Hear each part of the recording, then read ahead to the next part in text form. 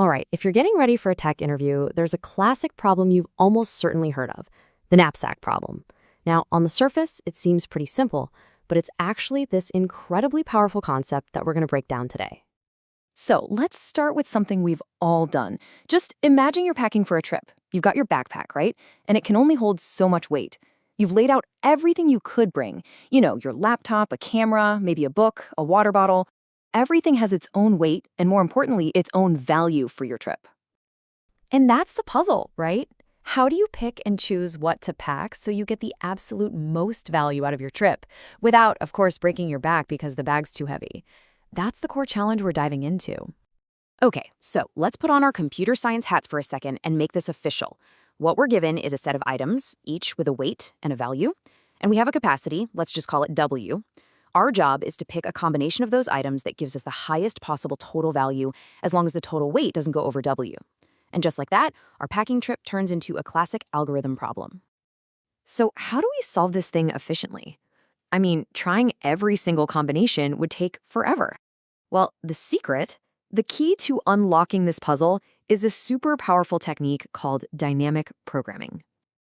Now, dynamic programming is just perfect for this, and it's because the problem has these two special properties. First is optimal substructure. It's a fancy term, but all it means is that the best solution for the whole big problem is built from the best solutions to smaller, simpler versions of the problem. And second, overlapping subproblems. This just means we end up solving the same small problems over and over again. So if we save those answers, we can be way, way faster. This really gets to the heart of it. To figure out the best way to pack a 10-pound bag, you first have to know the best way to pack a 9-pound bag and an 8-pound bag, and so on. We're going to build our way up to the final answer from the ground up. So how does this actually work? Well, we can visualize it by building a grid. Think of all the possible weights, from 0 all the way up to our max capacity W, running along the top. Then we list our items down the side. We're going to fill this grid out one cell at a time. For each cell, which represents a specific item and a specific weight capacity, we have to make one simple decision. Do we take the item or leave it? If we leave it, the best value is just whatever we had in the row above us. Easy. But if we take the item, assuming it fits, the value is that item's value plus the best value we could get with the leftover space, which, hey, is an answer we've already calculated in a previous cell. We just pick whichever option gives us more value, write it down, and move on. By the time we get to that bottom right corner of the grid, boom, that's it. That's our maximum possible value. Okay, so you get the core idea, but here's where interviewers love to add a little twist. You really need to know the two main flavors of this problem, the 0-1 knapsack and the unbounded knapsack. The difference between them is super simple, but it changes everything. In the 0-1 knapsack, every item is unique. You can either take it or leave it, 0 or 1. That's it. But in the unbounded knapsack, it's like you're at a store with infinite stock. You can take as many of each item as you want, as long as you can carry it all. And this simple rule change leads to a critical difference in the logic. For the 0/1 version, when you're deciding about an item, you look back at the best solution you had before you even considered this new item. But for the unbounded version, since you can reuse items, you look back at the best solution for a smaller capacity, but with access to all the items, including the one you're currently considering. It's a subtle change, but it's a huge deal. And this has massive implications for your code, especially if you want to be clever and optimize for space by using a 1D array instead of that whole 2D grid. For the 0-1 version, you absolutely must loop through your capacities backward, from the max weight down to 0. For unbounded, you loop forward. Also, you got to watch out for the sneaky edge case in the unbounded problem. If you have an item with 0 weight but positive value, well, you could just pack it an infinite number of times for infinite value. It's something you have to check for.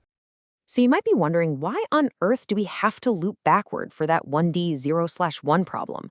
It's a great question, and the answer is all about preventing contamination. When you go backward, you're guaranteeing that for any calculation, you're using the results from the previous row before the current item was ever in play. If you went forward, you'd be overwriting your data and accidentally using the same item multiple times in one go, which basically turns your 0/1 problem into the unbounded problem by mistake. Okay, let's zoom out a bit. We've gone through the logic, so what are the big takeaways you need to know for performance and for totally nailing that interview?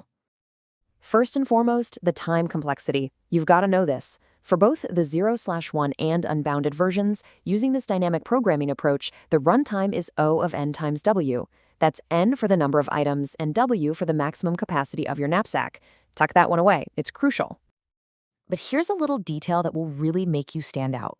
This complexity has a special name, pseudo-polynomial. So what does that even mean? It means the runtime depends on the numeric value of W. So if your campsack capacity is a ridiculously huge number, like 1 billion, this algorithm is going to be really slow, even if you only have a handful of items. It's a great point to bring up to show you understand the limitations. And what about space, the memory it takes up? Well, that big 2D grid we talked about takes O of n times W space. But here's the cool part. There's a trade-off. If all you need is that final maximum value and you don't care which items you actually picked, you can optimize down to a 1D array, and that only takes O of W space. Knowing when and why to make that trade-off is a fantastic discussion point. So let's recap the common traps to avoid. First, the greedy trap. It feels so natural to just pick the items with the best value per pound first, right? But for the 0/1 problem, that will often give you the wrong answer. Second, messing up that loop direction in the 1D solution. We just talked about it, it's a classic mistake. And finally, forgetting to handle that infinite value case in the unbounded version. Steer clear of these and you'll be in fantastic shape. So why do we care so much about this, besides passing an interview? Well, because this knapsack pattern shows up everywhere. It's not just about packing bags. It's the blueprint for any problem where you have to make choices to maximize value while staying within a budget. Think about a company choosing which projects to fund, or how to allocate server resources, or even other common interview questions like the coin change problem.